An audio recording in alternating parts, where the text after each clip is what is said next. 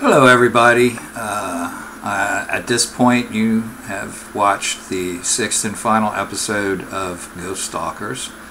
And so here is our final text synopsis that I'm going to give to you. As you know, there are a lot of things, as usual, that don't show up in the show. Excuse me. And one of the things that didn't show up was that we also had a bunch of geophones, and we had these geophones wired to LED lit boxes. And how they worked was the stronger the vibration was, the more LEDs would light. Now you didn't see these in the show, but we had one on stage, and you may have seen that flickering when Chad was on the stage dancing, because it was actually picking up his dancing and flashing to the strength of his footsteps on there. I saw it in a couple of scenes. The other thing that you didn't see was out in the audience. They were scattered out in different places amongst the audience, and several times during Chad's show they were flickering, and particularly when the footsteps were occurring, they were also lighting up, sensing those footsteps, indicating that something was literally physically causing a PK event, or a psychokinetic event that was happening in the hallway. Now, back to the other things that you did see.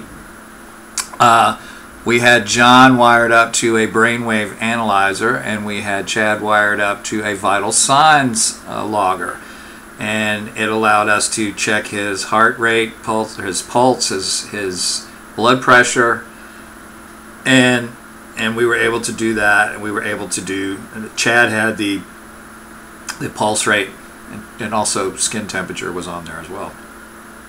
John was doing the brainwave analyzer.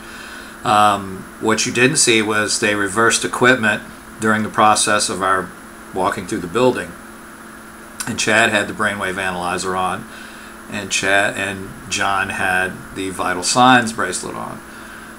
In both cases, it was definite that there were certain areas of that building that had an effect on them. The area around the principal's office was one, and also the auditorium area was another.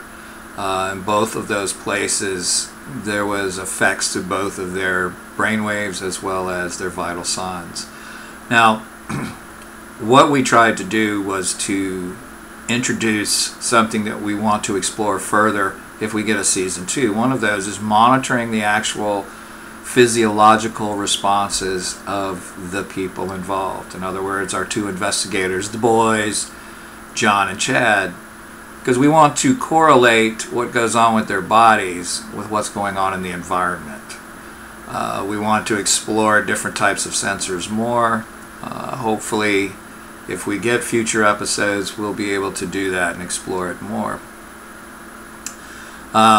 It was a shame we didn't get to see the geophones in use. It's one of those things that happens. We spent a lot of time there. One thing I want to say is that this was the last location we filmed at. We were exhausted, all of us. The crew was exhausted. You know, we were exhausted. We were tired when we got there. And so we were kind of droning along in it. So the fact that we got the emotional responses that we did is actually pretty amazing. I was hoping we would catch another shadow person down in the boiler room, but that didn't materialize.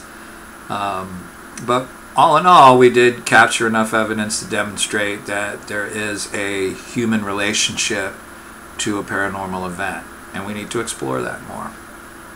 But that's pretty much it in the can for season 1 of Ghost Stalkers. We sure enjoyed filming it. We enjoyed sharing it with you and tweeting with you during the course of it being shown.